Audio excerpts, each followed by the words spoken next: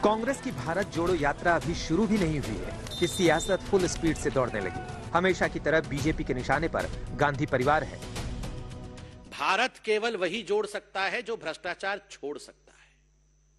जो भ्रष्टाचार छोड़ नहीं सकता वो भारत जोड़ कैसे सकता है? ये भारत जोड़ो नहीं, ये गांधी परिवार बचाओ आंदोलन इनका आरंभ हो रहा है। मैं चाहता हूं कि आज इस प्रेस कॉन्फ्रेंस के बाद राहुल गांधी इस विषय पर अपनी टिप्पणी करे। आंदोलन से पहले वो इस विषय को बताएं कि वास्तविकता क्या है। बात गांधी परिवार की निकली तो बीजेपी ने भ्रष्टाचार के पन्ने भी पलट डाले।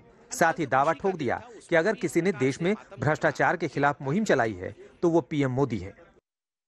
ये जो परिवार है, नेहरू परिवार, ये परिवार तब भी भ्रष्टाचारी है।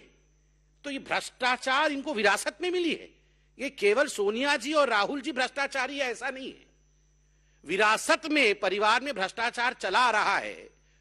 आप सभी जानते हैं भारत में जिस प्रकार से माननीय प्रधानमंत्री जी ने कुछ दिनों में भ्रष्टाचार के खिलाफ एक मुहिम छेड़ा है, जीरो टॉलरेंस अगेंस्ट करप्शन, ये भारतीय जनता पार्टी की सरकार का स्लोगन रहा है। सोनिया राहुल पर निशाना साधने के लिए बीजेपी ने गुलाम नबी आजाद की उस चिट्ठी का भी जिक्र किया जिसमें कई सवाल उठाए गए थे।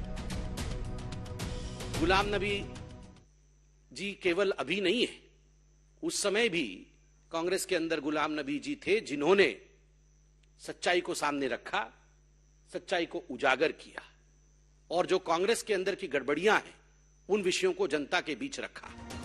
इसमें कोई शक नहीं कि कांग्रेस अपने सबसे बुरे दौर से गुजर रही है। कांग्रेस छोड़ने वाले नेताओं की लाइन लगी है, कार्यकर्ता में मायूसी है, लेकिन कांग्रेस के नेता भारत जोड़ो यात्रा को बीजेपी की पोल खोल यात्रा की तरह देख रहे हैं।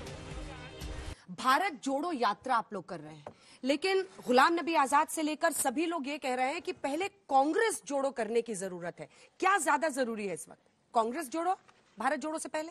उनकी चिंता थी, उनके G23 का आपने लेटर पढ़ा होगा शुरू में, चुनाव होना चाहिए, चुनाव हो रहे, जनसंपर्क होना चाहिए।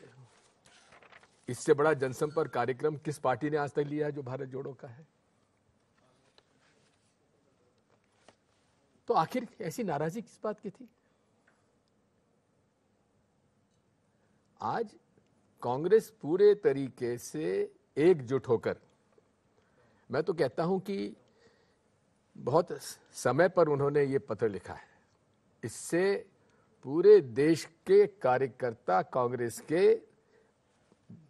जज्बाती तौर पर जज्बे के साथ मैदान में उतर आए।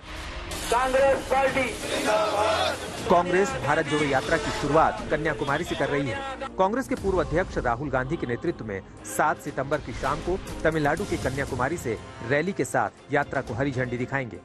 150 दिनों की इस यात्रा में नेताओं और कार्यकर्ताओं को 3500 किलोमीटर पैदल चलना है। भारत जोड़ो यात्रा 12 राज्यों और 2 केंद्र शासित प्रदेशों से गुजरेगी। इसमें मोदी राज में बेरोजगारी, असमानता के खिलाफ आवाज बुलंद की जाएगी। इस यात्रा को करीब 150 सिविल सोसाइटीज का साथ मिला है। हम चाहते हैं कि इस भारत जोड़ो यात्रा में ऐसे कई लोग हैं जो राजनीतिक व्यक्ति नहीं है, जो किसी पार्टी से संबंधित नहीं है, लेकिन वो इसमें जुड़ना चाहते हैं। हो सकता है उनको ऐतराज हो कि हम कांग्रेस की झंडी के लिए नहीं जाएंगे, उनको जोड़ना चाहते हैं।